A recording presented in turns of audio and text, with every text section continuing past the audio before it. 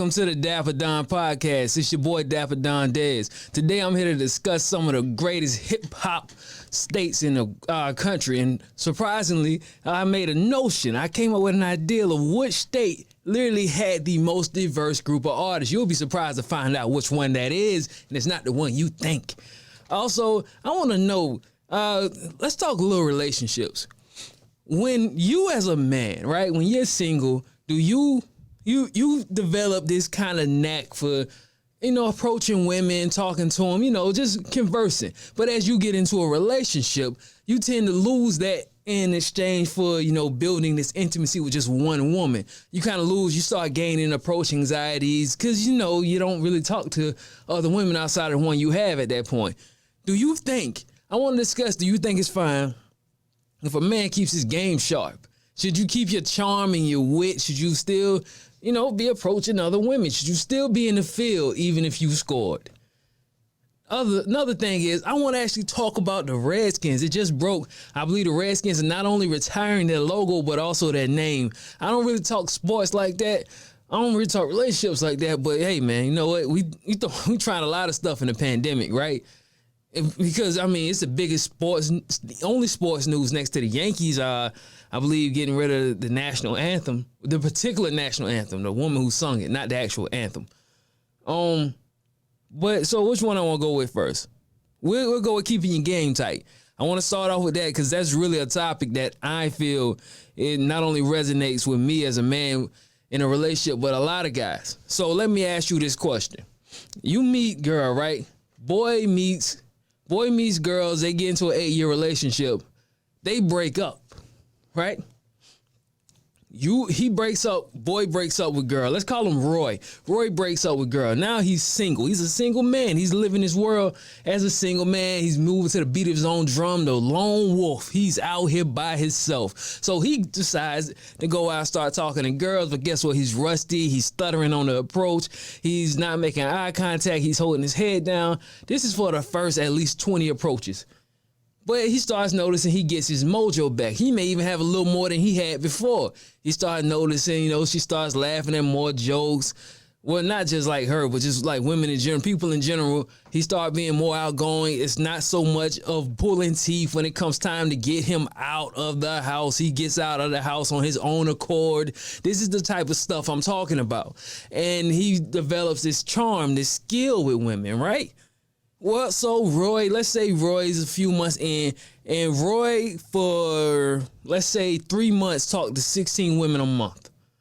Meaning he approached 16 women a month. That's 48. That's 48 women in 3 months. So let's say 50. Out of that 50 women, 30 of the numbers was real. This is just a ratio. 30 of those numbers was real. Out of that 30 numbers that was real, 18 called him back. Out of the 18, 12 went on a date with him. Out of that 12, 8 of them was willing to be in a relationship with him. 4 out of that 8 that was willing to be in a relationship, or at least build, let's say, was starting to, not like a boyfriend, girlfriend, but was willing to start dating. And out of that 8 that was willing to date him, 4 was willing to have sex with him. The problem is, with us as guys, something that I noticed that we do, and I had to think about it. A thing that I noticed that we do too often is we'll now feel pressured to pick from those 8 which one's going to be our girlfriend. I can't speak for every guy, how every dude do it, but that's how we kind of do it because we really feel like we want to stop doing this, going out every night. Ultimately, we don't want to keep putting ourselves in that uncomfortable situation. You don't want to keep meeting failure. You do kind of want to be able to, bring a woman back to the cave, so to speak. And so you can just kind of go back to having the best of both worlds. Because being in a relationship, unless you're a man of certain stature, a certain status, or you just got your game right, it can be a daunting task of constantly pursuing women, getting the wrong numbers. It's a game. Women try to act like men are the ones who play games, but in reality, they play the most of the games because the game, in the beginning, the ball is in their court, and they definitely play the game different. So he feels like, all right, well, I got 8. This 8 is the best I'm going to get. This 8 is what I got to choose from. So let's say he does choose from that 8. And he's probably going to pick from the 4 that's already having sex with him. Truth be told, he's probably going to pick from that 4. The other 4, it might take a little more time, a little more effort to can hurt her, because chance is it ain't that she a better woman. She probably just already got somebody she deal with like that. Whatever. So he's dealing with these 4 women, and he's feeling like he has a pick from these 4 women. He does that. He gets into a relationship, and then it's just like rinse and repeat. My thing is, let's say he started off, let's start from the beginning, because usually we start from the 4. And we say, okay, well, if these 4 are crazy, if these 4, are not willing to compromise with you, everything they say is, well, you can do it this way or somebody else will do it. Because that she'll throw that in your face that, yeah, I can leave at any second. I can literally walk out this door and stand in one spot for 2 minutes. 3 guys will come by and at least hit on her. So she takes advantage of the fact that she still keeps her power as a single woman, right? The power of attraction. If her power of attraction comes into, and here's what made me think about this. Women don't get in a relationship and change the clothes they wear. They don't change their hairstyle. They don't change their makeup, at least not in the beginning. Maybe after marriage and kids and she just grows, but that's just getting older. I mean, when she starts dating you, she still has the same clothes on she had when she was single. She still hangs out with the same friends. While you as a man, you start to alter so much of your life because a woman comes into your life. She evaluates your life and she's coming into your life. But in reality, she's keeping her habits. So she still has the same hair and makeup, the same clothes. That's why it's kind of so tough to tell if a woman cheating on you, because it's like, well, how do I know if she already was wearing clothes like that when we was dating or when she was single? As for men, we start slacking on how we talk to other women. We stop talking to other women. We completely cut them off. I guarantee you, whoever she was talking to, he ain't getting cut off until 6 months into the relationship. Let me tell it. He ain't getting cut off until 6 months in a relationship. You were naive and you just cut everybody you was dealing with off from the jump. Because you was like, all right, well, I got what I needed. And I get that. That makes sense because it's like, I don't want to play games. I don't want to be, going through all this emotional games that women play or people play. I don't want to say people play. I don't want to sound like I'm bashing women because I'm just asking men, do you still keep your game tight? Do you believe that it would be smarter for him to continue if he wanted to take, let's say he picks the 4. Let's say out of the 4, one of the women name is Ann. So Roy and Ann now decide to be a couple. Now they're dating. Let's say they haven't gotten into a relationship yet, but they're exclusive though. He tells her, they're telling each other we're the only ones we're dealing with. He's starting to do what women would call boyfriend stuff. Like, I don't know, concern himself with who she's dealing with, her well-being, concern himself with just taking on a responsibility of things that only a boyfriend should be worrying about. Whether that be her safety, her getting back and forth to a place, him just honestly taking on the role of a boyfriend and not just being somebody who meets her to a certain place to eat and they do little boyfriend and girlfriend stuff now. Now he does, he's her protector and her provider. He starts taking on those roles. Let's just say that. He starts taking those roles on. But is he leading her on, or is it wrong if he still continues to talk to those same 16 women a month? Because that's not thirsty. 16 women really isn't a lot of women to talk to. Women at least get hit on 16 times a week. You doing 16 times a month. And you're not even really hitting on them because the beauty of it is you only having a conversation. You're not actually, walking up to her like, hey, baby doll, your eyes make my eyes pop. Because you think about whatever. I don't know, whatever. He's not just hitting on them from the jump and giving choosing signals. He's just starting these conversations. Boom, boom, boom, making time for her. And if he do decide to go out and eat and do decide to go hang out, he can do this. Is it wrong that he continues to do that even though he has this with her? And women tell you, if I'm focusing on you, I want you to solely focus on me. But that's easy for her to say because as long as she keep her appearance, as long as she keeps her appearance, she doesn't have to talk to other guys. She can ghost every one of those guys in her phone and just come back out of nowhere, and unless she was dealing with a real deal player, she gonna be able to walk right back into his life unless he just got some drip like that, unless that's just his swagger, he got it like that. But she always keeps her power. Why is he giving his though? Why, if his power is simply, and the most innocent, truly, is conversation? Because why is he not still talking to other women? That's my question. Why is he still not talking to other women? And is that wrong? Do you still court that same 50 every 3 months? Because that ratio will change. And so now that you're not even thirsty anymore because you already got your situation, but it's not really a situation, but you got somebody that's at least taking care of you, that's doing for you. Now, ironically, just because this is how dating works for whatever reason, now that you don't need it, that 50 turns into 40 other numbers are real. 30 of them call back. 20 of them was willing to go on a date. And, and the ratio just starts to grow and change. And if he keeps doing this, by the time he gets to 500 approaches, he might be in a solid relationship with Ann. And him and Ann is in a relationship. But does Ann have a place to tell him, well, I want you to stop approaching and talking to these women? Fine, you can stop dating. You can stop going out on dinner dates, whatever, but do you completely walk all the way away from the game? Do you walk all the way away from the field? Because in reality, let's say she had a pair of shorts when you met her, right? And I mean, the bottom of the shorts was closer to her hip than her actual knee. Would you tell her, no, you got to get rid of all of that? You can't wear your hair this certain way. You can't wear this makeup this certain way. You would look at this guy and say he was the most insecure guy. Well, that charm that you was developing, that's you. That's a part of who you are now. Why should you have to change that if you work so hard to build this skill set and to get rid of like this fear of failure and this fear or anxiety or apprehension towards approaching women? You've now built up a skill set. So do you feel that's cheating? Do you think you're leading her on? If you still continue to talk to other women well into your relationship, do you do it into marriage? Do you do it for the rest of your life? And is that helping the relationship? I also want to know that. Do you helping the relationship by always keeping your game tight? Because if she know there's other women, she won't get too comfortable. For one, she won't take you for granted. Because trust me, people will take you for granted. This ain't a woman thing or a man thing. People will take you for granted when they feel like, oh, I got them by the string. I got that. That's nothing. Matter of fact, she'll probably play around with somebody else just because it's just so easy for her to keep you. Or him. Same thing with him. Women know that. That's why women, if she feel like she ain't getting attention, watch how she start doing her hair more, doing her makeup more. True, half of it is her wanting you to see her. Other half is her wanting you to see who sees her. You feel me? I don't know if you caught that. Half that is her wanting you to see her, and the other half is her wanting you to see who sees her.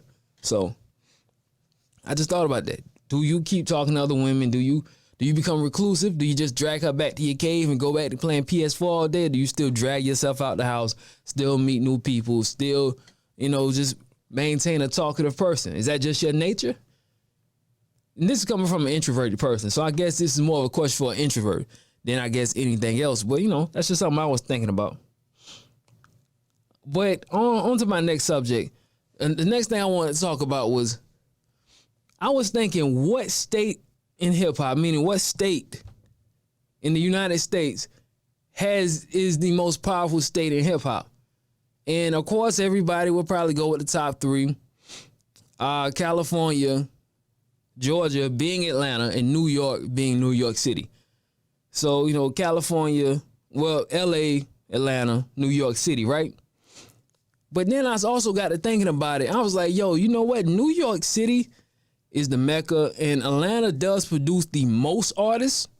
But when I think about it, in my era, so let me make sure I'm preface that for you old 90s babies out there who's probably gonna wanna, tear my head off. Oh man, you don't know about Nas, Biggie,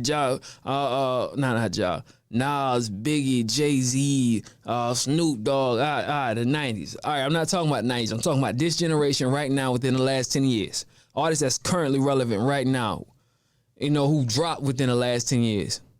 If we look at those artists, the West Coast has something for every sub-genre of hip-hop. The West Coast has something for everybody, and no other state can say that. Here's what I mean by that. Let's say you taking, first, of course, let's go top tier. We already know top tier. We already know it's K-Dot. We already know it's Cole. We already know it's Drake. Drake's not even from America, so that doesn't even count. You have Cole's from Carolina, and his only competition in the United States is K-Dot. if we talking just top tier lyricists, you could truly say Nicki Minaj, and I feel like Nicki Minaj isn't really put into that argument. But just for the saying sakes, we talking about like backpack rapper, whatever, conscious rapper. Cole and Kendrick is that, right? But you like, all right, that's obvious. I see what you going there. Let's talk club records, right? Let's talk, street dudes like trap music. Philly has Meek Mills. Meek Mills is one of the biggest things popping right now. Atlanta, you got more than you can shake a stick at. You got more than you can shake a stick at as far as talking gangster rappers, but, you got like 21 Savage. You got guys like that. But the West has YG. The West has YG. And, they also have Nip, RIP Nip. I think Nip would be the same thing. Well, yeah, let's just go with Nip and YG. So they got Nipsey and YG. No other state that I can name has a top tier lyricist and a gangster trap rapper outside of the Carolinas and California, right? Because the Carolinas has J. Cole and they got the baby. California has K-Dot and they got YG and Nip. Cool. They have a top tier producer of a decade. Mustard ran from 2013 to 2018. It was all Mustard. Mustard, yeah, Atlanta has a metro booming. I forget where Mike Will's from. I believe he's from the South too, though. I know that for a fact. You had ear drummers. You had The Business. You had Lex Luger. You had a lot of people, but DJ Mustard was definitely top three producers of the last decade. I'm willing to stand on that. He just made too many hit records. He was such a go-to guy. Yeah, hitmaker. So we also got to look at artists who make hooks. So let's say you like, all right, Dez, I get what you're saying there. All right, they got K-Dot, they got a top lyricist. And, they got YG. YG's in the top 20 of like that gangster rapper category of his generation, right? He's not really top guy, but he's up there, fair enough. What about guys like Future? Guys who can sing hooks, guys who can make, melodic hip hop music, like however you would describe Future. For what Future does, Ty Dolla $ign can do too. Everything Future does, Ty Dolla $ign can do, and maybe a little bit better. I don't believe he's the top guy. I don't believe he's topping Future by no stretch of the imagination, but I do believe he's shown himself to be just as versatile and just as crucial when it comes to doing hooks. Because you remember, that was Future's whole thing for a minute. He was on everybody's hooks. He just gave everybody hooks left and right, just like a melodic singer. And what else we got? We also have okay, so let's take it to the youngest, right?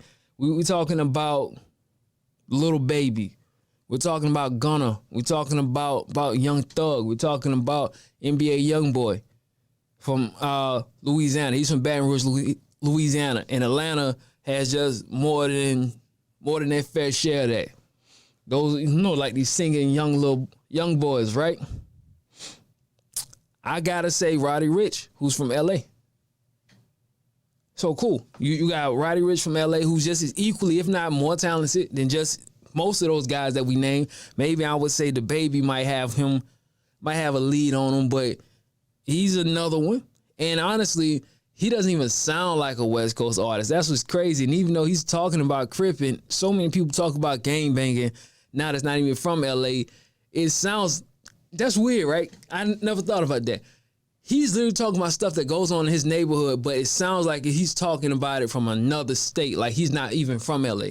When you listen to it, don't even feel like he's from LA because it's not like that Dr. Dre sound. But I don't believe Dre is going to make another LA superstar past Kendrick. I think Kendrick is the last LA superstar he's going to make. I think the rest of them are going to come out on their own and they're going to make sounds just like the rest of the country is going to sound. He has his own sound, but it ain't an LA sound either. It's just Roddy Ricch sounds like Roddy Ricch, right? I would say Nip. Nip probably was the last LA sounding superstar that I think we're gonna have. Well, what else? Oh yeah, girls. So let's talk about only one state. Not one state. Detroit has Cash Doll. Houston has Meg Thee Stallion. New York City has, Cardi B and Nicki. But in reality, the only state that has all of the other things that I named, top tier lyricists, somebody's good at hooks like Future, that has something, that has a counterpart. Let me say that has a counterpart to a J. Cole, which is a K-Dot, to a Future, which is Ty Dolla $ign, to a Lil Baby, which is Roddy Ricch, to I'll say a currency to a Vince Staples or whatever. You talking like underground hip hop lyricists, but also you got a Sweetie to that Meg Thee Stallion. Because as much as Meg clearly has so much momentum going for her, there's obviously a big push for Meg to get on, to be popular, to be, I guess you could say, the hottest artist in the game. As much as there's a big push for that, Sweetie's doing her thing. She just had a record called My Type. And she's from the Bay Area, I believe. No other state checks off all the boxes. That's a lot of boxes. You gotta have a girl who can spit, like she can really freestyle, she can really, really rap. You got the top tier platinum lyricist. That's already kind of crazy to have. You got the young street dude with melodic sound. That's Roddy Ricch. You got the I guess you could say the veteran hook artist, kind of like the remnants of the auto-tune era. Let me tell you, that's what they kind of come from. They like from the auto-tune era. But anyway, so yeah, like I was saying, the only thing California is the only place that I feel in my heart of heart is the place that has all those boxes checked off. Now, my only argument is none of them are the top of anything. I don't think K-Dot tops Drake or Cole. I don't think Roddy Ricch tops Lil Baby. I don't think Ty Dolla $ign tops Future. I don't think that Sweetie tops any other artist, any other female artist that's like hot. I think she's like, I don't think YG tops, Meek Mills, but you still have somebody that has a counterpart to it. It's somewhere you can turn to. And I think the reason that is because they have their own ecosystem, right? Like they're gonna have their own artists, their DJs play in the music in the mixtapes they listen to. But you can't help but be influenced by. We can't help but influence one another, right? Artists are gonna influence each other. So even though they may make a counterpart for it, you can't help but say they was influenced by that. Not necessarily saying that like Ty Dolla $ign looked up to Future or that K-Dot looked up to Cole, but I believe it was just a natural thing of the East Coast made a lyrical rapper and the West Coast like, oh, we got a guy right here. He does this already. Oh, you got a singing rapper? We got one. You got a girl? Oh, we got one. We already had it because let's be real. California is that way. It's on the other side of the country. Now, if you're from California, I'm sure you feel like I'm on the other side of the country, but my argument to you is that you're at least 4 or 5 states away from any major other black metropolitan. That's outside of your city. That's outside of your state.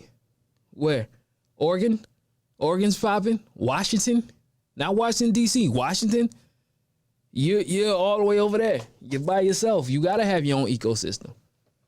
You're evolving on your own. You're evolving isolated from the rest of black culture. But because the internet made the world smaller, you starting to hear the sounds fuse and come together. And that's a beautiful thing, man. That's a beautiful thing. I'm not even hating on it. And shouts out to California. I don't think they get enough credit. That's why I had to give them a segment. Big ups to California. So let's talk about the Redskins, though. Let's talk about it. We're not gonna get too big on them. We're just gonna talk about the Redskins. Officially said that they're gonna retire their logo. Now I remember working at Home Depot and seeing people protest for the Redskins to change their logo and what they stand for. And let me see if I can find it because I want to make sure I'm giving you every bit of the information I can, because when I find out about it, I want you to know about it too. But I seen that they said they're gonna retire their logo and they're gonna also retire their name. A lot of people felt like this should have been happening. You know, the fact that they were calling it the Redskins.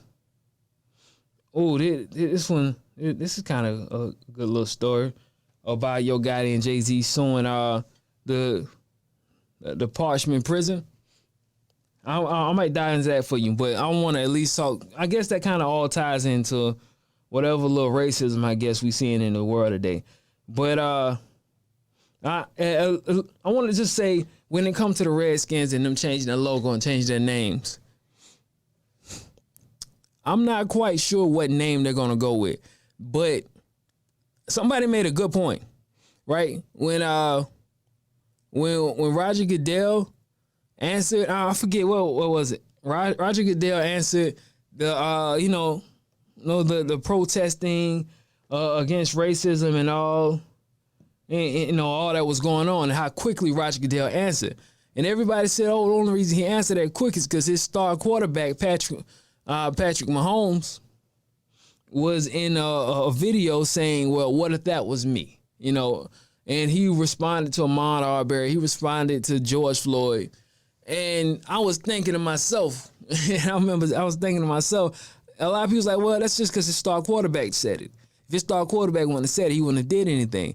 But I'm watching the Redskins change a stance that looked like just a year ago they was for sure like, no, we're not changing nothing. What it is what it is.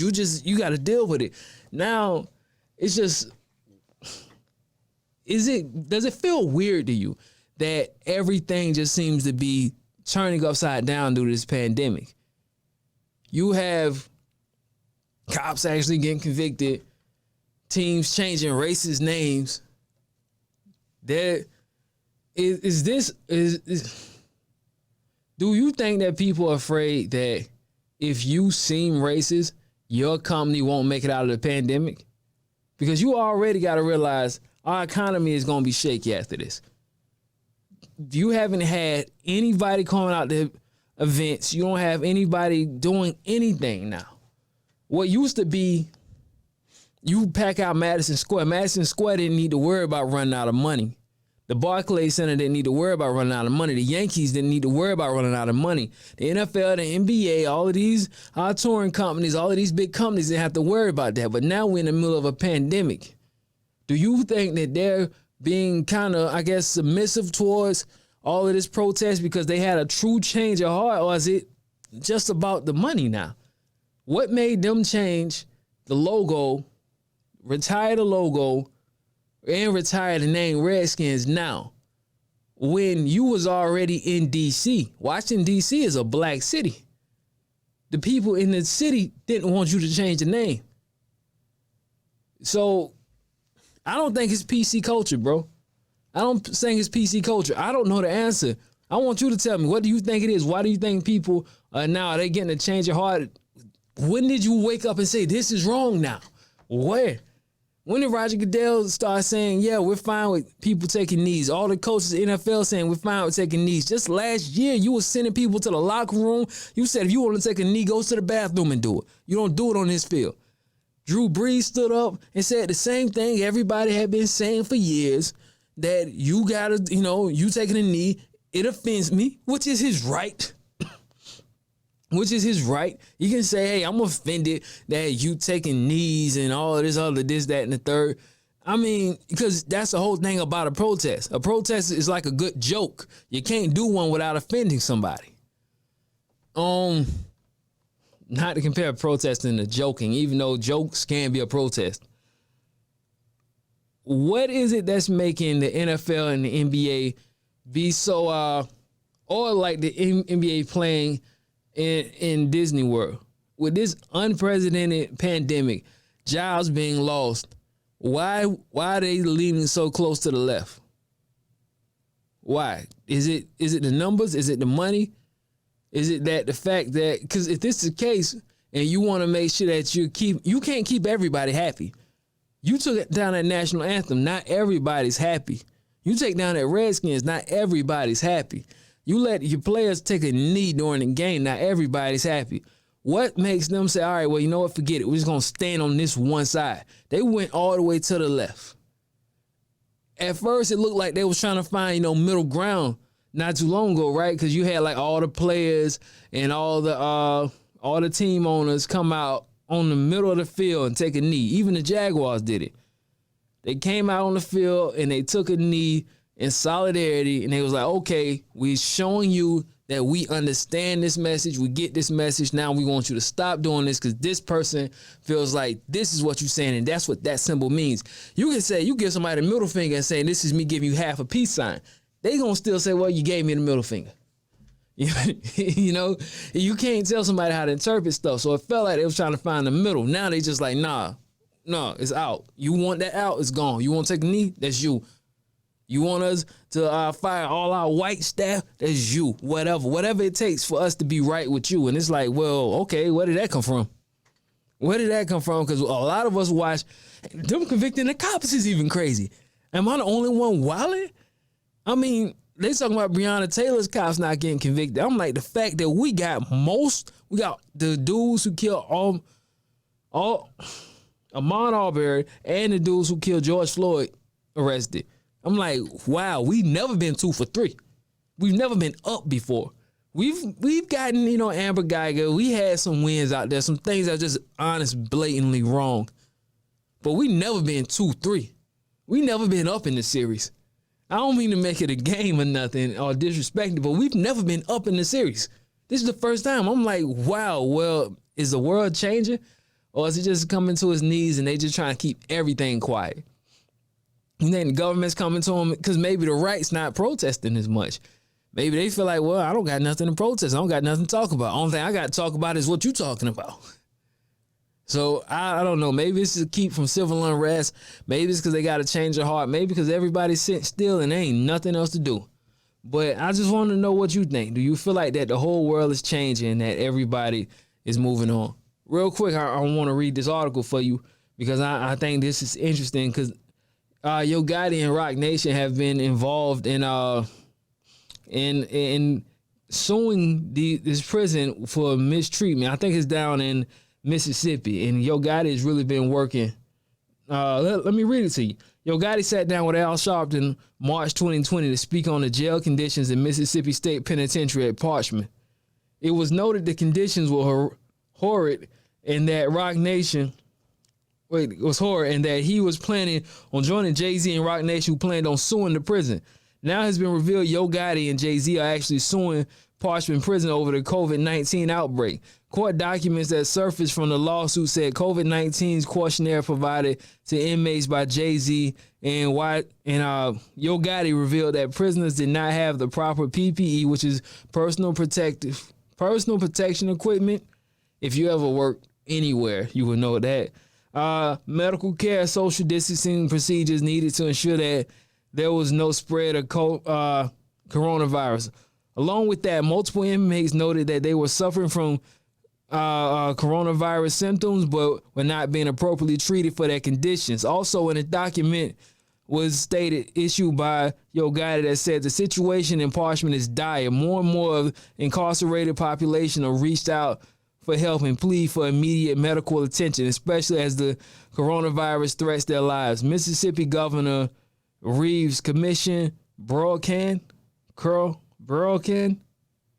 I guess, and Cincy as the parent company. Okay, so Cincy, I guess Cincy is the parent company of the prison, and Parchman's healthcare provider, Centurion, can't continue to neglect this tragedy and let the death toll rise.